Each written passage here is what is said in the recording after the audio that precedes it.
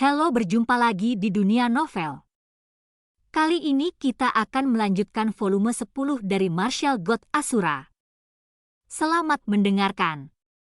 Bab 5697 Batas Chu Feng. Chu Feng, kamu pikir kamu ini siapa? Apakah kamu pikir kamulah yang lebih kuat? Yang lebih kuat adalah garis keturunan Nona Jie Ranking dan formasi Master Raja Jie Lingxian. Kamu masih sia-sia, dan kamu masih pengecut. Kamu hanya bisa menggunakan kekuatan Istana Suci Tujuh Alamku untuk berhasil. Apakah kamu layak bertarung melawan Istana Tujuh Suci Alam milikku? Di tengah kerumunan, pria berambut merah kembali berbicara dengan nada menghina. Segera setelah itu, banyak junior yang ikut bergabung dan terus menghinanya. Bahkan jika mereka bertarung hari ini, para tetua tingkat suci akan dikalahkan.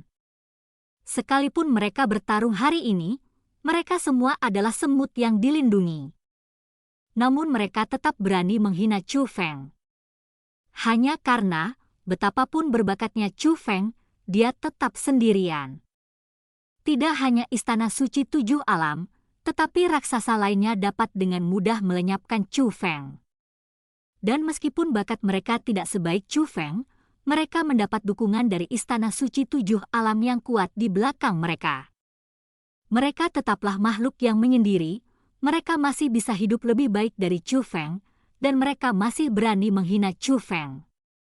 Ledakan. Tapi saat dia menyelesaikan kata-katanya yang mengejek, dia mendengar suara gemuruh dan ledakan di kejauhan, dan sebelum pria berambut merah itu bisa mengetahui situasinya, dia merasakan leher seseorang dicengkeram dengan keras. Saat ini, matanya dipenuhi cahaya keemasan. Setelah diperiksa lebih dekat, Chu Feng berdiri di depannya dan mengunci lehernya. Chu Feng benar-benar menerobos penghalang yang ditetapkan oleh penatua tertinggi dalam sekejap. Bukan hanya dia. Banyak tali emas dilepaskan dari belakang Chu Feng, melewati kerumunan dan memilih. Setiap orang yang pernah menghina Chu Feng sebelumnya tenggorokannya dikunci oleh tali penghalang emas. Chu Feng memberikan sedikit kekuatan pada lengannya, dan pria berambut merah itu terangkat tinggi. Melihat hal tersebut, Chu Feng tidak merasakan kemarahan sedikitpun pada pria berambut merah yang telah berkali-kali mempermalukan dan memprovokasi dia di area Istana Suci hari itu, dan hanya bertanya dengan tenang, "Kamu begitu hebat di Istana Suci Tujuh Alam, jadi jika aku membunuhmu sekarang, apakah mereka bisa menyelamatkanmu?" Pria berambut merah melihat ke kejauhan dan menemukan bahwa para tetua tingkat suci dan tetua tertinggi sedang mendekati Chu Feng. Tapi mereka tidak bisa melewatinya sama sekali, dan dua tentara menghentikan mereka semua. Chu Feng, aku, pria berambut merah itu panik, bibirnya bergetar, dan air mata keluar dari matanya. Dia berbicara untuk memohon ampun. Tapi sebelum dia bisa mengatakan apapun tentang memohon belas kasihan, Chu Feng memberikan sedikit kekuatan pada telapak tangannya. Klik, leher pria berambut merah itu dihancurkan berkeping-keping oleh Chu Feng, kepalanya berada di tempat yang berbeda dan dia mati di sini. Melihat Chu Feng membunuh pria berambut merah itu, para junior yang sebelumnya menghina Chu Feng tetapi sekarang dirantai lehernya semuanya panik. Terlepas dari apakah mereka laki-laki atau perempuan, mereka sedang meronta atau meratap saat ini, bahkan banyak yang takut sampai ingin buang air kecil. Kemuliaan dan martabat masa lalu telah hilang. Pada saat ini, Chu Feng berbalik dan menatap mereka dengan mata tajam, seperti dewa pembunuh. "Bagaimana denganmu? Bisakah Istana Suci Tujuh Alam menyelamatkanmu?" Ketika Chu Feng berbicara, dia tidak menunggu jawaban juniornya, hanya tatapan kejam yang muncul di matanya. Dalam sekejap, darah berceceran di udara seperti bunga teratai yang mekar.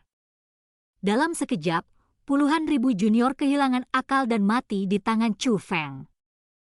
Perlu Anda ketahui, di antara masyarakat tersebut tidak hanya ada generasi muda yang berusia ratusan tahun, tetapi juga generasi muda yang berusia di bawah 100 tahun. Banyak dari mereka yang masih merupakan makhluk luar biasa dengan bakat luar biasa. Chu Feng, aku akan memotongmu menjadi beberapa bagian. Melihat begitu banyak junior terbunuh, banyak mata tetua yang merah karena marah, dan mereka benar-benar ingin memotong Chu Feng menjadi beberapa bagian. Tapi Chu Feng mengabaikan raungan tidak kompeten mereka dan langsung mengangkat kepalanya untuk melihat penguasa 7 alam. Di atas kehampaan, penguasa 7 alam telah berada di atas angin. Jika dia melanjutkan, cepat atau lambat prajurit lapis baja yang kuat akan dikalahkan. Tapi Chu Feng masih tidak panik.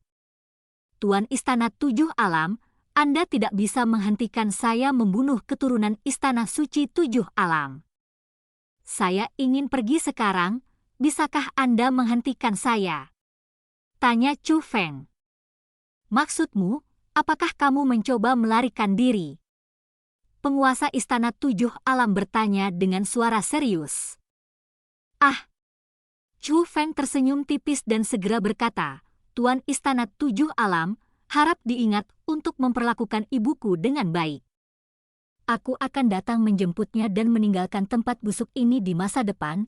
Jika ibuku memiliki kekurangan saat aku datang, tidak semudah membunuh puluhan ribu keturunanmu, saya akan meminta Anda untuk dikeluarkan secara permanen dari Istana Suci 7 alam dari dunia seni bela diri yang luas ini. Begitu kata-kata itu jatuh, 10 tentara itu roboh dan berubah menjadi kekuatan teleportasi, seperti air terjun cahaya suci, menurun dari langit dan mengalir ke tubuh Chu Feng. Melihat situasi ini, penguasa Istana 7 alam dan semua orang di Istana Suci 7 alam ingin menghentikannya. Tapi, mereka tidak bisa menghentikannya. Kekuatan segel masih ada, dan kekuatan prajurit masih menghilang, tetapi Chu Feng telah menghilang. Lolos. Chu Feng baru saja melarikan diri. Di atas kehampaan, penguasa Istana Suci 7 alam juga menghilang, mungkin mengejar Chu Feng. Adapun tempat ini, jelas masih banyak orang yang tersisa, tapi benar-benar sunyi. Mereka semua tidak bisa berkata-kata, tidak peduli betapa marah atau enggannya mereka, semuanya sia-sia. Karena apa yang baru saja terjadi tidak akan terlupakan seumur hidup mereka, bahkan mereka tidak berani menghadapinya. Bukan hanya junior, bukan hanya generasi muda, bahkan tetua tingkat suci, tetua tertinggi, atau bahkan istana penguasa 7 alam. Semua harga diri dan martabat mereka dihancurkan oleh pria bernama Chu Feng hari ini. Tapi dibandingkan dengan kebanyakan orang di Istana Suci 7 alam yang berharap Chu Feng mati, di antara mereka yang hadir, ada juga orang yang peduli dengan Chu Feng, seperti Fosun. Fosun bersembunyi di tengah kerumunan, melihat puing-puing di langit, sisa kekuatan, dan orang-orang yang marah namun malu di Istana Suci 7 alam, sedikit kekhawatiran muncul di matanya. Chu Feng, kamu telah menjadi pusat perhatian hari ini, tapi aku khawatir ini akan sulit di masa depan. Di terowongan teleportasi, segala sesuatu di sekitarnya mengalir dengan cepat, menonjolkan kecepatan transmisinya, yang sebanding dengan formasi teleportasi biasa.